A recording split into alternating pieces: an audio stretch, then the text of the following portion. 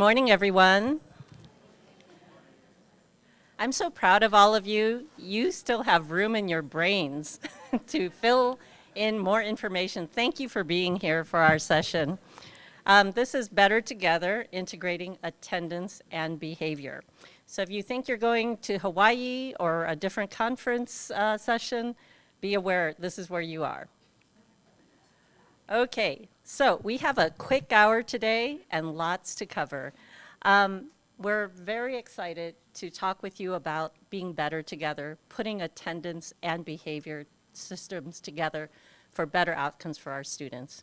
And today, what I'd like to do is make sure that we're clear what we're trying to learn. We want to know what chronic absence is and why it matters. Why are we even paying attention to this thing? We want to identify ways in which PBIS and attendance teams and practices can be combined, right? None of us want more meetings. None of us need more work. So if we could be more efficient together and effective, that's the goal of this session. And then finally, and the most exciting part, is we want to learn how data, practices, systems can be combined from a district leader. So this is not a theoretical workshop. This is one in which we really want you to see that it can be done and how it can be done well. All right, so I'm Cecilia Leong, the Vice President of Programs for Attendance Works. I'm so glad to be part of this presentation with my colleague, Steve Goodman, who I'm convinced all 1,200 people at this conference know him. Wonderful expert on PBIS. And with Sherry Straffen from Port Huron Schools in Michigan. She is the one who's going to bring the real stories that illustrate what we're talking about. So we're going to spend a little time level setting, making sure we're all talking the same language. Steve and I had a great conversation about how we need a glossary to understand one another. Scratching our heads going, what do they mean when they say FBA? What is truancy, et cetera? So we're going to talk about the ways in which it makes sense to integrate attendance and behavior, some of the frameworks from attendance and PBIS, and how we intersect. And then we're going to turn to Sherry to see really what it looks like at a school and district level to do this work. And finally, we will do questions and answers. And if time gets short, we will do questions and answers in the hallway. All right, so, and we will leave you, this is an Attendance Works hallmark. We always leave you with resources so that on Monday when you get back to work, you have the tools to do what you need to do. Okay, so who is in the audience? And I invite you all to come in. We don't bite, we don't get, so if there's people in the back looking for a space, friends, raise your hands if there's an empty seat next to you so folks can sit down. Thank you so much. All right, so now that we've practiced raising our hands, would you raise your hand if you work at the district level? Quite a few district level folks here, fantastic. How about if you work at the elementary level? Still quite a few. Secondary? Okay, I kind of mushed middle and high school, but thank you. What about state level folks? Oh, how exciting. Okay, great. Or regional, like some intermediaries, ESDs, ESCs, county offices. Great to see you in there. And anyone representing other types of organizations? Okay, all right, thank you. It's really helpful to know who's here.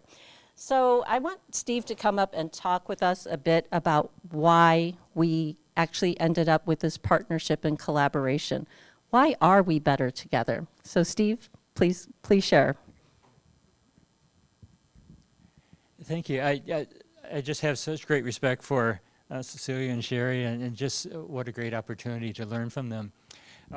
For this idea of better together, what we often have seen in districts and states we're working with or schools is that you may have multiple teams, but it may, like you have the attendance team and you may have the, the PBIS team.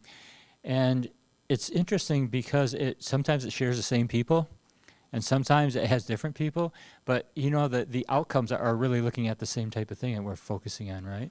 So what we know is, given the current circumstances of educators were overloaded. We got so much things that were going on. There's trying to recover from the pandemic, where we're trying to push, the academic scores to be even higher, and trying to address the mental health issues of our students. And at the same time, we have difficulty teaching kids if they're not there, right? So we need the kids to be there in attendance so that we can set up good environments to have access to good instruction. So I think it just makes sense for efficiency, it makes sense for effectiveness, and a great opportunity. Did I miss out something, Cecilia? I think you read the slide. Yeah. So you can see all those things are here to make it better, but yeah. Thank you. Thank you.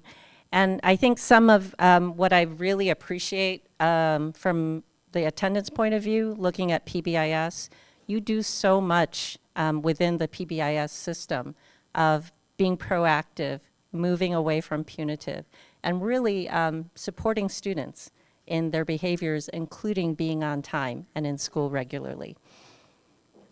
Okay, so doing some quick level setting, because I never assume when I'm in an audience that everyone uses terms the same ways that we do.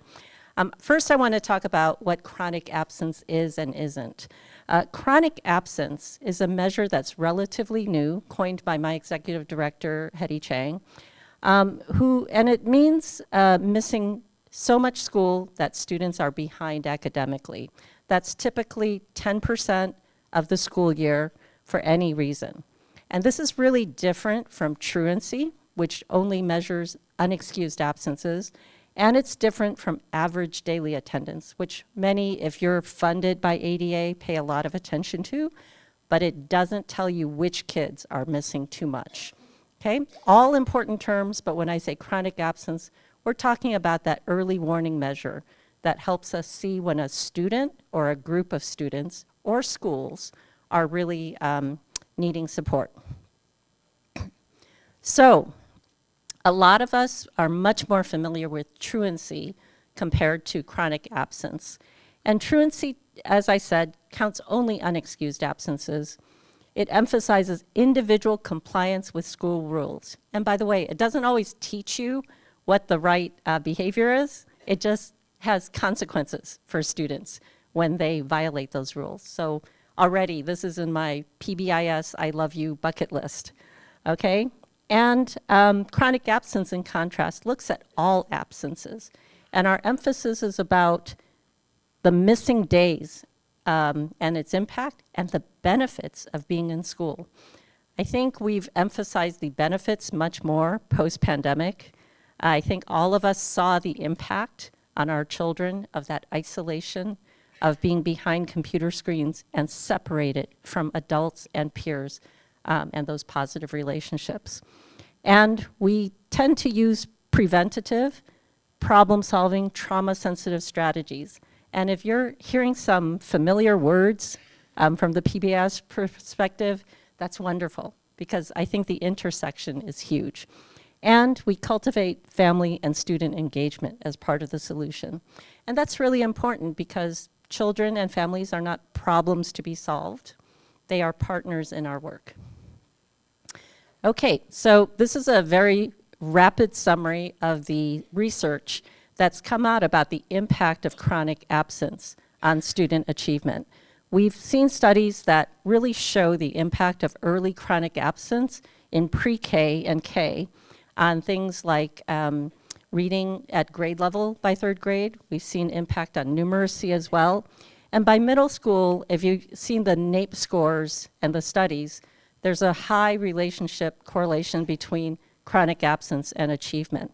And finally, it's highly predictive of dropout in high school. So those are just the academic impacts, and there are many more recent studies about the impact on students' social emotional well-being and development. Okay, so we have a crisis. You know, there's a reason, Steve talked about students being, staff being overwhelmed. It's because our systems are being overwhelmed. We have an attendance crisis that's monumental. It was pretty bad pre-pandemic, with 16% of students nationwide being chronically absent. We surged up to almost 30% nationally. That's a huge number, 3 out of 10 kids. And our systems are not geared to handle that many students. While things got better and we had all hoped and worked for things getting better, we don't see the decreases being big enough to reach pre-pandemic levels. We're nowhere close. So, and after this morning's keynote, we know the impact is hurting some students more than others. And so we've seen a widening in the gap in chronic absence for certain student groups, that some who were already far behind and some for the first time. So we hadn't seen really high chronic absence, for example, for English learners in elementary grades until the pandemic. And that is a scary change. Okay, so for those of you who love data, this is your first resource to take with you to play afterwards.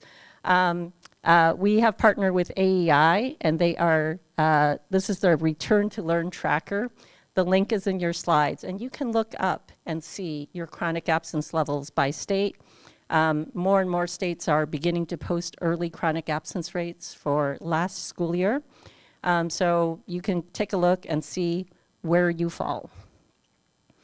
All right, so I do want to share a little bit more data before we go on. I want to make sure that we don't have illusions about who's chronically absent. When we look at the 21-22 data on who's chronically absent, what do you notice? When you see this, every student group is represented up there, right? With the largest groups being white and black, but every other ethnicity is up there. So we also know, if you read the study that we did with Johns Hopkins, that it is not just an urban issue, it's suburban and rural. So while it's not equally everywhere, all the time, all at once, it's pretty darn close. It's very widespread. So,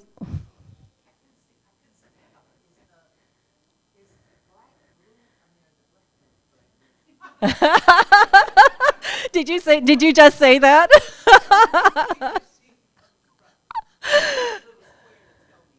Okay, yeah. So the 36% are white students, the royal blue.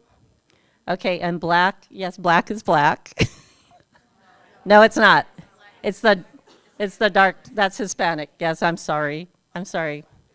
I gotta work on those colors, don't I? Yeah, it is. Thank you for asking. Okay, also, as I referenced, you really see the disproportionality for certain student groups.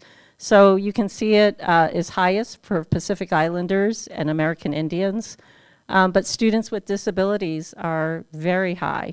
This is the 21-22 data.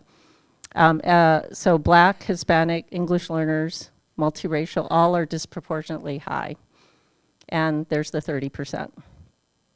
Okay, part of, I continue the bad news reel for a few more moments. So one of the studies you need to know about is that when chronic absence in a school hits 20%, it has ripple effects. So not only the students who are chronically absent are affected, but the wider classroom and school are affected as well. So we begin to see other students missing school and having impact. This is Michael Godfrey's research.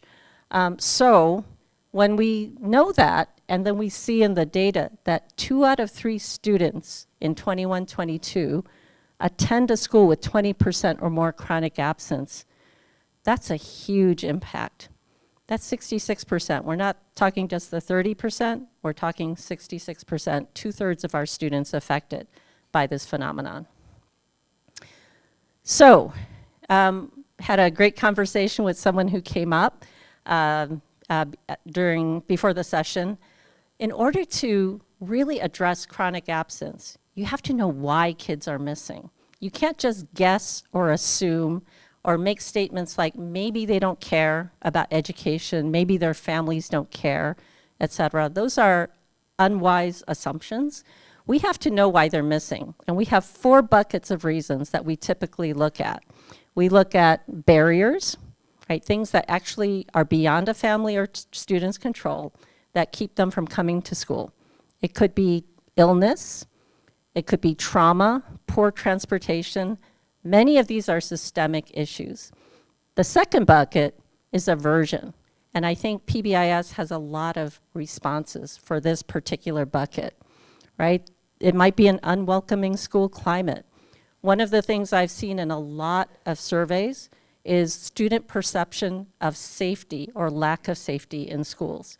And so they're avoiding, they're absent because something is happening inside the school or in the community that is making school not a safe place. Third one is disengagement, right? And that can be a variety of reasons as well. Students may say, I'm bored, and that might mean a lot of things, right? It could mean they don't see culturally responsive instruction. Maybe they don't have a meaningful relationship. It could be lots of things. And finally, the last bucket are misconceptions. There were lots of misconceptions pre-pandemic, and there are even more now. So for example, when should I send my child to school? Should I send my child to school if they're sniffling? What if they're coughing? What if they have head lice? What's going on, right? So lots of stuff that is very unclear. So the positive side, we're getting to the solutions now, and I hope you see a lot of PBIS strategies coming out here. So students come to school when there are positive conditions for learning in the school building. So when they feel that school is physically safe, right? You're not going to get into a fight. You're not going to be jumped. Or you feel emotionally safe. You're not questioned for your identity. And that it's healthy, right? Lots of stuff going on about clean air, good environments in the school. And then academic challenge and engagement, and adults and students being well and being able to support each other. At the center of all of this, it's relationship, right? Okay, so we're going to see that the tiered systems of supports really weave together very well between attendance and PBIS. For attendance, we talk a lot about those foundational supports that Tier 1 interventions line up with. And for Tier 1, it's things like setting expectations for attendance, rewarding or recognizing good and improved attendance. These are all things that weave together very well with PBIS. And when students are exhibiting the absence behavior, missing that 10% or more, that's when we start looking for Tier 2. And we really have to have interventions that address those reasons, those 4 buckets for why students are missing. And that's often the trick. It's figuring out at scale, what are those big buckets? Is it health? Is it school climate? Is it a huge transportation problem because that school bus doesn't show up or follow the right routes? Or those city buses don't come and it leaves dozens of our students standing there, right? So Tier 2 is essential. It's got to be an intervention though. Just as an aside, taking an action like sending a notice of truancy letter or making a robocall, that's an action. You're probably required to do it. That is not an intervention, right? That is just simply you're doing something that's required and it's fine, but you have not removed a barrier and you have not changed a behavior. So for an intervention to successfully be implemented, it actually has to do one of those 2 things. And finally, Tier 3. When Tier 2 isn't successful and the student needs more, that's when you add the intensive piece. And I think I'm going to leave Steve to translate those pieces into PBIS speak. But we, I think, have very similar frameworks. So Steve, why don't you come up and talk about the PBIS part? Wonderful, thank you. So as you can hear from Cecilia, there are so many commonalities, right, of looking at the framework for improving attendance and what we're doing through PBIS. When we look here, we've been talking about PBIS as a framework for enhancing adoption and implementation of a continuum of evidence-based practices to achieve academically and behavioral important outcomes for each and every student, for all students. So when you think about that, it ties in so nicely with the attendance. You know, why are we trying to get kids to come to school? It's almost like there's this yin and yang, right? This circular of things. Kids may not come to school because they don't like school, it's not effective for them. But if we can't get kids to school, then how do we make it more effective for them, right? So we need to be addressing all these things. And PBIS, with the combination of partnering and embedding within, improving the attendance, I think is a nice marriage of all these. So when we think about creating conditions for learning, we are looking at creating a successful school culture and climate. So we want school environments that are positive so that kids want to come to school. It's welcoming for each and every student. We want environments that are predictable because some places in our communities are not very predictable, right? And especially right now with hurricanes and everything else that could be happening. So we want a predictable environment for when kids are here.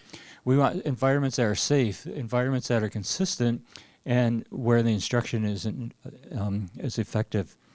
So when we think about that, I think the attendance really fits in nicely with the marriage of the two. We know that we talk about systems through the PBIS. We really are looking at outcomes. The outcomes, we need kids to be in seat, right, and attending. And so the PBIS, the MTSS connects that. But we also know that we have to have effective practices. You're going to hear some effective practices that Sherry will share, but Cecilia has multiple resources on those practices. We need to make sure we're looking at data for looking at not only for the students who need help academically or for behavior, but are they there? And then how do we have the systems for it? And then we need to break it down to say, are we getting each and every student who really gets their needs met? So when we think about the evidence-based positive behavior support, there is a lot of information out there to suggest that we have something that can help out with attendance. We have improved student outcomes by looking at academic achievement. If kids are there under structured, effective environments that are welcoming, we're going to see much more better academic achievement. We're going to see attendance here that Jen Freeman and Bridget Flannery looked at in some of their studies. We can look at reduced exclusionary discipline. It's almost contrary, right? So we have kids come to school and then we suspend them and then we send them home.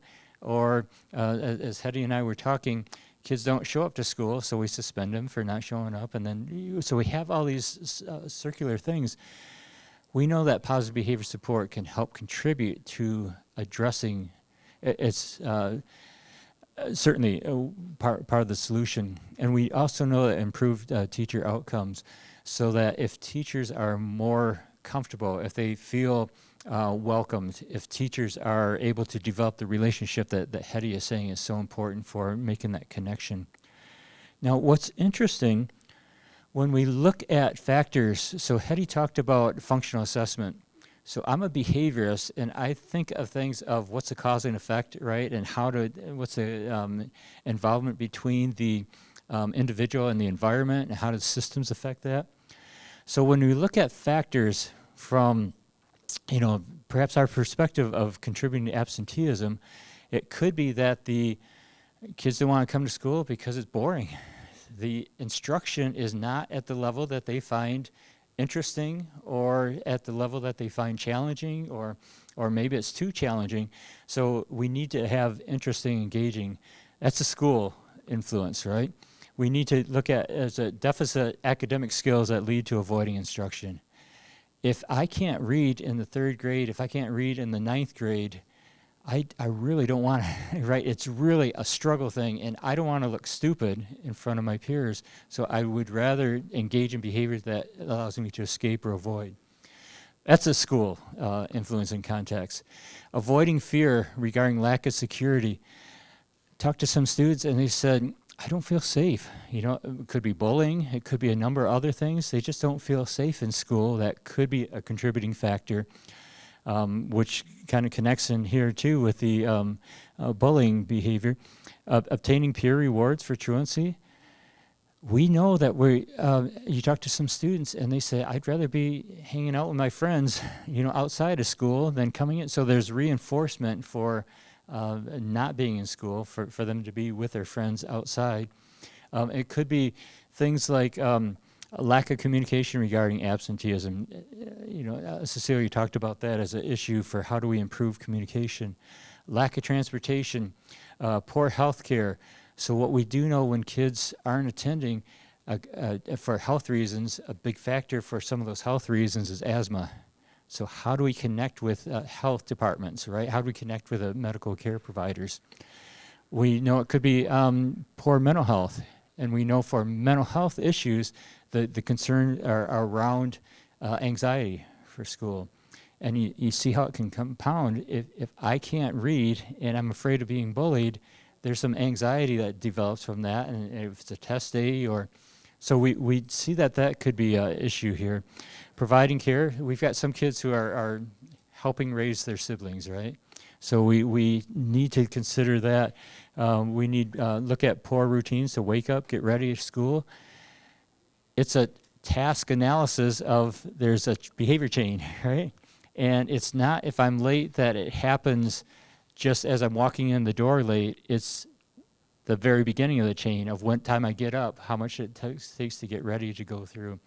And certainly issues of connected with some safety with pathways to school. One district, a number of years ago, there was federal funds to work with communities and with the school and with PBIS, and we were working with an urban setting, and it was the story that we heard of how this all connects between. So you see how those influences were within schools, realm of influence, and then there's community and factors with the family. So the issue was kids weren't coming to school. Kid would come into school and the teacher would say, you're late, go down to the office, right? When you heard Ruthie talk about, you know, what are those underlying stories? Here are some of the things that they uncovered. The kids were not taking school buses, they were riding city buses. The city buses were breaking down, right? So you're late and the bus could be coming through. In the wintertime, for example, when it's dark, the bus is in this building that was abandoned, and the bus stop, and the lights weren't working, the street lights, and it was in a dangerous area where gangs would be hanging out. So you have a child who's waiting at the bus stop, fear for the safety, it's late, it's cold, it's dark. They finally get to school. Instead of celebrating that they finally made it, we say, you're late, you go down, right? So some of those things that are within the factors of the school, some of them are in the community. So what they did is they replaced light bulbs, they got the buses running, they had safe pathways where they would have people walk, volunteers walking through, and then they would, at the school, talk about, what's it mean to improve positive behavior support, what's it mean to engaging. So it's that combination, right, of positive behavior support, of looking at, MTSS academics, looking at the data for connecting it all.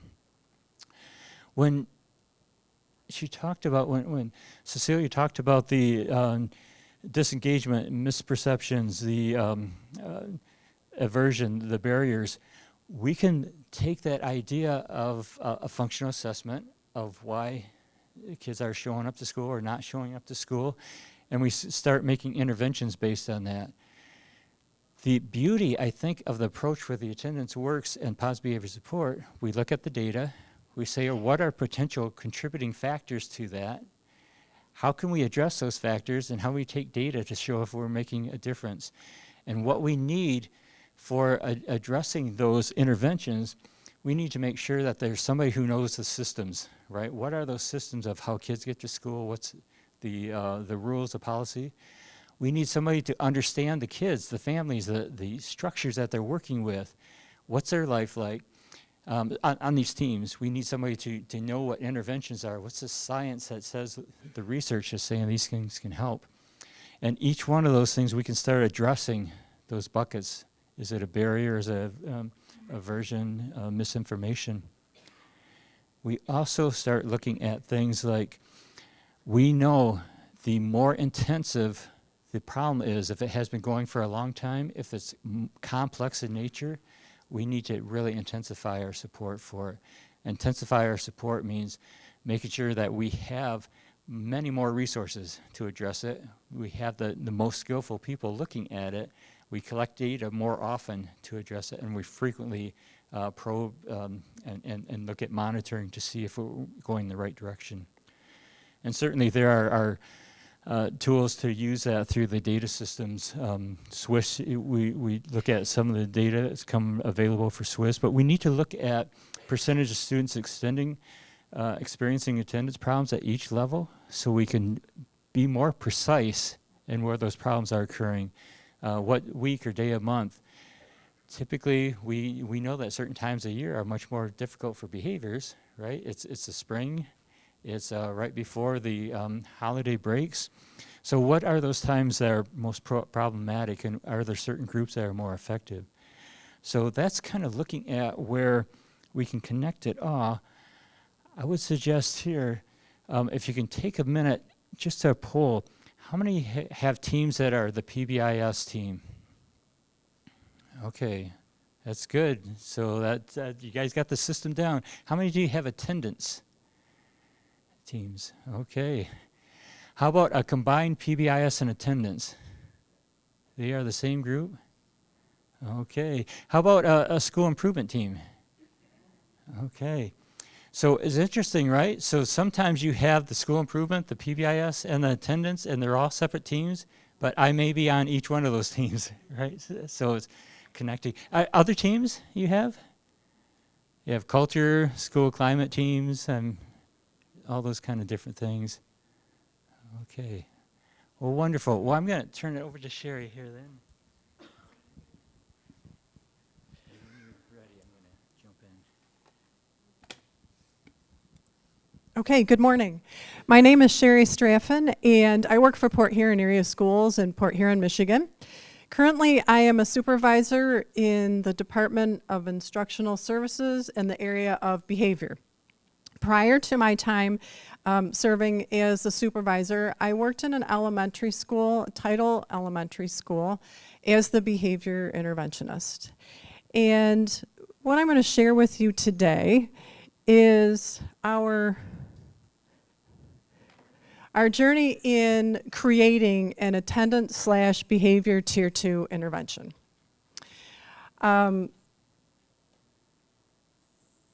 We didn't know what we were doing at all. We created this process on our own, and we developed it on our own, and we had to start somewhere. So we started very, very small. And it seems like the theme in most of the sessions here where we're learning about starting an initiative, the message has been to start very small. I always said that we were building the airplane while we were flying, because we tried something, we listened to our students, or we listened to our staff, and we tweaked it, and we tried something else. So it was just a process of us trying to figure out what was best for our students, because we noticed that, of course, some of our students had these chronic attendance patterns. So this is what happened. I was a behavior interventionist, again, in this elementary school, in this title school. I was providing small groups, skill intervention groups, small groups. I started out with groups of 6, and as time went on, I noticed that my groups got smaller and smaller and smaller. And so I thought, well, I need to check into this, because maybe this is an attendance issue, what's going on? So I looked into it, and I determined that the students who were absent from my groups were experiencing chronic attendance problems within the school. So I thought, what can I do about this? I'm a behavior interventionist, I'm meeting with students, what can I do? So I partnered with another teacher in the school who had the same interest. And we identified a small number of students, 7. I don't know why we didn't identify 10 or 5, but it was 7. And I'm going to talk to you about the results when we get to the end here. We identified these students. We called parents and we said, we want to partner with you. We see that your student is having chronic attendance issues, and we would like to work with your student and your parent, and you as a parent, and they agreed. So then I had to decide what we were going to do. We had students, we talked with parents, and I remember sitting at my desk thinking, okay, so when we think about Tier 1 and we think about how teachers greet students at the door and the success that we find from that, those positive connections and relationships that developed, is this something that we could do at Tier 2 and boost that, like boost it up? So we decided that with our 7 students, we were going to have them check in with us in the morning, only in the morning. With elementary students, we figure once we get them there, they're staying there. Now, I also want to say that I did see the number of hands of secondary people. This can be adapted at secondary, so keep with me on this. So we decided we were just going to do a check-in. So I went to my computer and I printed out calendars just from like freecalendar.com and went to the dollar store and bought thousands of stickers of multiple kinds that kids would like. And we started to have the students just come to my office and check in. We had 7 students, and what we did, we talked to them. We said, we're so glad you're here. We've been waiting for you. You make a difference. The school day isn't the same if you're not here. And they took a sticker and put it on the calendar. We started there. As time went on, we noted that these 7 students started to cheer each other on. We didn't realize it, but they became a small group. And they were interested in getting each other to come to school. So they were talking about, remember, don't forget, set your items out before, the night before, see if we can pair up and walk to school, what can we do? So they said, hey, we think we should be acknowledged for that. So what can we do? And so I went and got like a little red sand bucket and put it underneath the calendars. And when the kids came in and they were on time, they received just an acknowledgement ticket that we threw in the bucket. We didn't keep track of whose was going in the bucket. It just went in the bucket. And they determined as a group what they wanted to do was earn a slime party. They make that slime and they're going to play with it. And so they made this, that's what they wanted to earn. So we determined the amount of acknowledgement tickets and eventually they earned that. The next thing that we noticed was that from the time the students checked in with us, they were late to class. So we got them to school. Now after they left us, they went somewhere. And so we noted we needed to take care of that because the whole purpose was to get to class on time. So we created these special little passes and put their name on it and said, okay, it's really important because you were on time. You've got to get up to your classroom and give your teacher your pass to show them that you were here. When they got there, they received an individual acknowledgement ticket to use in whatever way they wanted to use. In addition to that, which I'm going to talk about in a few minutes, I met as the behavior interventionist with the students in a community circle where we started to identify barriers. What was it that was causing you not to come to school? In listening to Ruthie talk this morning, really this is the concealed stories, okay? So again, regular contact with parents and data collection. I'll talk about that a little bit more. So here's a picture of the calendars. You can see again, freecalendar.com. This student liked animals, so there's dogs and cats. Until we get to the end, there's a big piece of pizza. But you can see this student on the left-hand side in February, he was absent at least one day of school a week, and then in March, he had perfect attendance. The X's in the weekends, like on Fridays and Saturdays, we put on the calendars because we learned that students did not realize that they didn't attend school on the weekends. And so we marked that off because it was more of a focus. They understood that now they come to school Monday through Friday, and this is what we do. So this is an actual sample of our calendars that we used. Low cost, no cost, except for the stickers. This guy is Panzer. I can't believe I took a picture of Panzer, and I highly recommend if you start something, take lots of pictures because you're going to want them at the end. I didn't realize that in the beginning, but for some reason I took a picture of Panzer. Panzer was a therapy dog. He came to us in a bucket. He had difficulty walking. He was very gentle, and the students liked them, but we checked with the students beforehand if they like dogs, because some students don't, but everyone liked the dogs. So Panzer gave surprise visits. So Panzer might come, he might be here in the morning, but you've got to get to school. You've got to be here so you can see him. So that was very motivating to the students when they knew that they could expect that they might see this therapy dog. Steve's going to help me with this. So this is just a few-second video of one of our teachers checking in with a student. And you're going to see the difference in attendance with the stickers on the calendar from 1 month to the next. It's very short. Okay, we'll continue on. Maybe we can get that in the future. So the video was good. It was really good. It was a few-second video of a teacher checking in with a student, and the student was only in class 2 days in March, and flipped the calendar, and he was in school 4 days a week after that. It was striking. It was striking the difference, and so.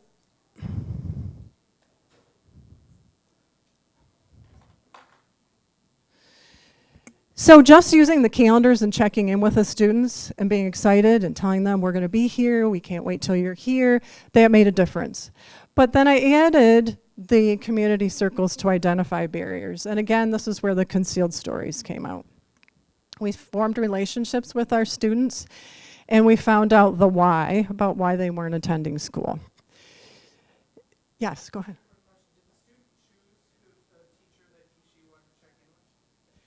In our pilot, it was just me. It was me and my colleague. Now that you can adapt that into anything that you want, and we did eventually. So I'm glad you're thinking about that. But for the pilot, we just started out. So the question was, did the student get to choose who they checked in with? With our pilot, it was they just got me and my colleague. So when I talked with students in our community circles, I just want to share with you, not one time did I ever say, you have to come to school to learn. If you don't come to school, you're not going to graduate from high school. Your parents are going to be in trouble. We never used language like that. It was just relationship building and what can we do to support you to get to school. That doesn't matter to a third grader. It really doesn't matter to a ninth grader because they have barriers that are in the way of them coming to school. So what did we learn? What barriers did we find? One student was not coming to school because his mom had a chronic illness, possibly terminal. We did not know that. He was afraid to come to school. He didn't want to leave her. So the way that we addressed that barrier was we encouraged him to call home twice a day, 10 o'clock in the morning and 1 o'clock in the afternoon.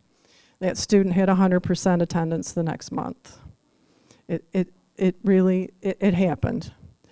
I had another student who came. She was coming to school it was winter and chronic absences.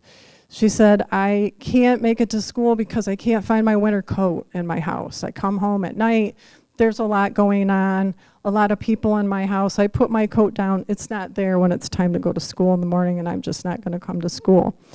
So I said, okay, so I think I can get you a little hook that goes over your door. The hook's from the dollar store. Do you have a door to put this hook on? And she said yes. And I said, okay. Is somebody in your family tall enough to hook it up there? Yes, my brother. He's 20. He's really tall. He can get it up there. So She put the door hook on the back of the door, hung up the coat. Attendance improved exponentially. We were meeting kids where they were at.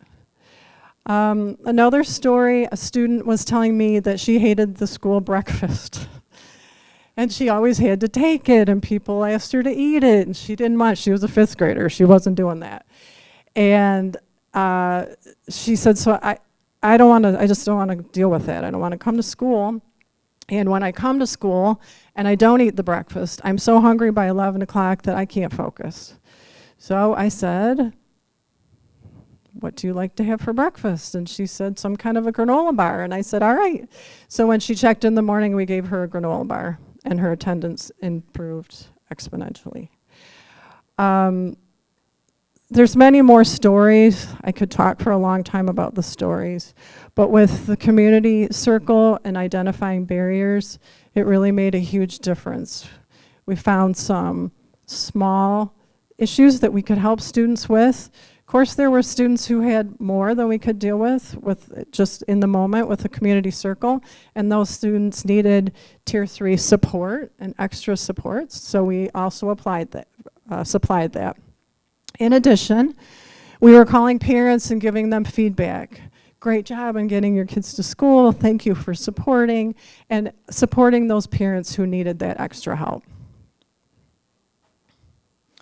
Here's our outcome. 57% of our students showed growth in many ways, and this was just our original pilot.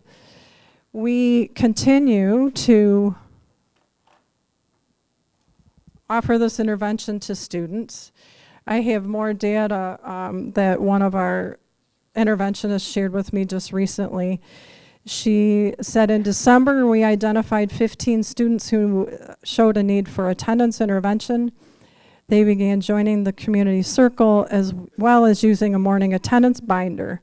The binder has individual calendars they mark with stickers to track on their own attendance. They're graded every day and offered encouragement for coming to school. Of these 15 students, 73% of those students missed 2 or less days the following month. 10 improved their overall attendance percentage, and 4 had 0 absences the next month. 1 student was referred for truancy. So the outcomes continued to be great. This was an intervention that we just put together. If this piques your interest and this is something that you would like to do, again, I would recommend that you start small. When we talk about transferring this intervention to the secondary level, it's doable. Secondary is very different than elementary, as we know, but you could use the check-in process. We also devised a weekly check-in at the high school. Sometimes that's enough for students, where at the end of the week there was an advisor, a guidance counselor, an AP who checked in with the students. And sometimes it was a daily check-in. So my advice to you is if this is something that interests you, start small, try something. Trying something is better than nothing, and keep going. So that's our story with this attendance behavior intervention. And so I'm going to turn it back over to Steve or Cecilia. Cecilia? Okay. Thank you, Sherry. I want a therapy dog. That was great. These are some more of your examples of how you track. So those are all in our slides. And actually, it's not just me. We are going to give you some time to ask questions, and then we're going to share some final resources from you. So any questions, either for Sherry or Steve or for me?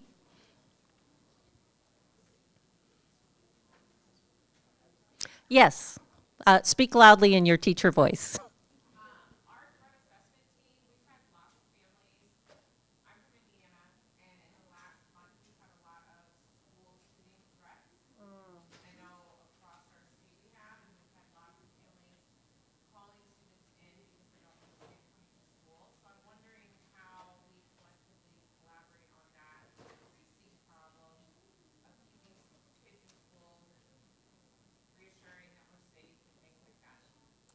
Steve, would you come up with for this one? So for the recording and for the audience, the question is, as calls threatening violence in the school increase, how do we work together collectively to respond and get kids to come to school and reassure the families? Yeah, not sure if we have all the answers or any of the answers for things like that. Very complex, right? I think there's a couple things to look at on the preventative end. It's how do we connect it to the behavior expectations? So being respectful, being responsible, being safe. What's it mean when you know somebody who may be threatening, or you know somebody who may be making dangerous statements? How do we report that? How do we talk to each other of how do we address those feelings when we're at scary situations? So I think that's part of on the preventative, just a small part, right? The other thing I think is so important is you just said parents are concerned about it. Students may not feel safe. How do we involve the student voice? How do we involve the community voice and hearing what is it that you're hearing about this? Sometimes it's miscommunication, so we need to make sure that the district and school is providing a place where people can see this is the updated what we're doing about these things. This is what the updated of how our policies work, because there's so much out there that if it's on Facebook, it could be amplified and exaggerated. So we want to make a safe area for getting information. And getting back to the idea of how do we bring the community and student voice in, working with educators to say, what would make it feel more safe for you? What do you need to hear? What are those things that you may not want to send your kids to school because we don't know if it will be happening or safe. So I think those are starting points. It's such a emerging field right now that there's a lot more answers that we need to address. So have you been dealing with that as well, that in other places? You have better. I got okay. Okay. Yes. Yeah. Other questions?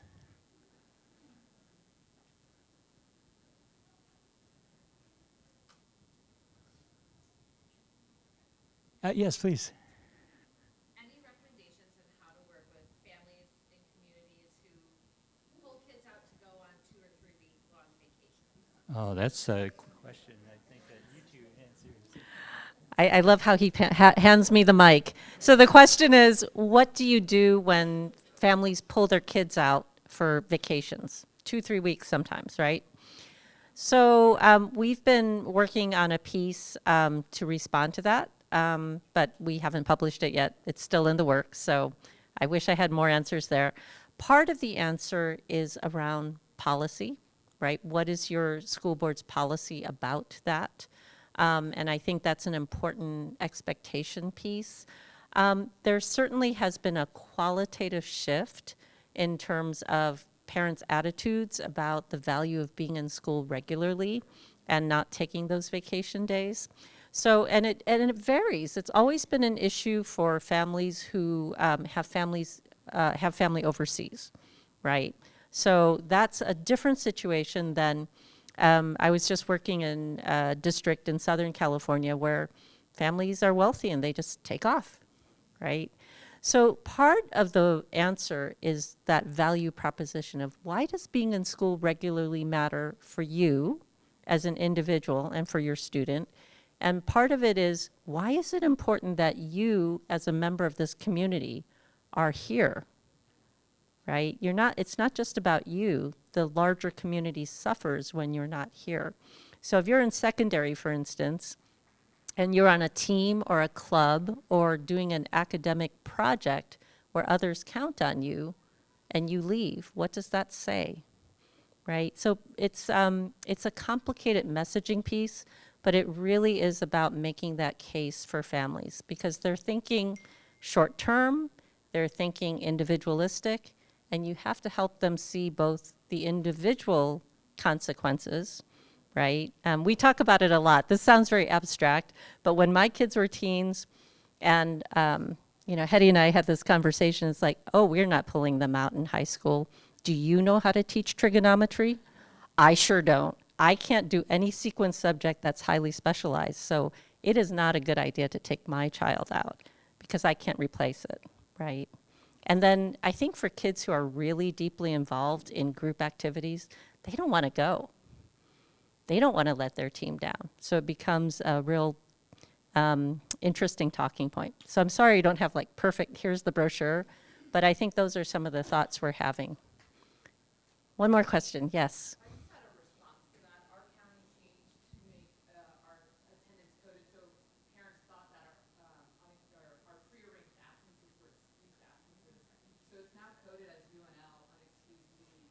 And then we also were seeing students leave before Memorial Day weekend mid-June.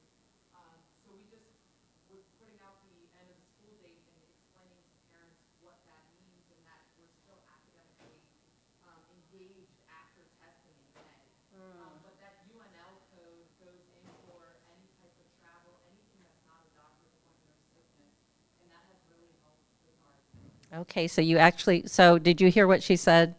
They changed the codes actually for those vacation days. So that's part of like the policy piece. Okay, so I can see people are getting hungry and needing their lunch. Whoops, I pressed the wrong button, Steve. Come back up here. We are going to share our final resources with you. As you exit, there's actually a card on the back table with the attendance awareness campaign piece, and Steve has some great resources here as well. On the PBIS website, there's multiple, if you go under the pull-down menus and you can search for attendance, you'll see improving attendance through reducing chronic absenteeism, supporting schools during and after crisis, because we know crisis can impact attendance. And there's just some other resources being developed. So this is a piece you might be interested in. Hey, folks, as you leave, make sure you fill in the evaluation, okay? But this is a piece we developed with a district that was combining their PBIS and attendance teams. And when you download, you can enlarge and see. This is a suggested agenda for how to combine the two and talk about both at once. So that's one piece we want to leave you with. And this is a key resource. The attendance playbook that we developed with Future Ed lists the evidence-based interventions. And some of them will sound very familiar to you. If you recall what Brandy talked about, those threshold greetings, greeting every child, those are pieces that are in here, but there are other interventions that you may not be as familiar with. So it's free, download it, and please use it. And finally, one of the resources we have on our website is a way of mapping your interventions. So you'll notice that there's a column that's behavioral and mental health interventions, but we also have a lot of other columns like family engagement, student connectedness, et cetera. Because what we know is we operate in silos, and this resource is designed to help you think outside your box, okay? So these are all the pieces we have for you. We thank you so much for being here and for your attention. Please fill out the evaluation and we will see you shortly.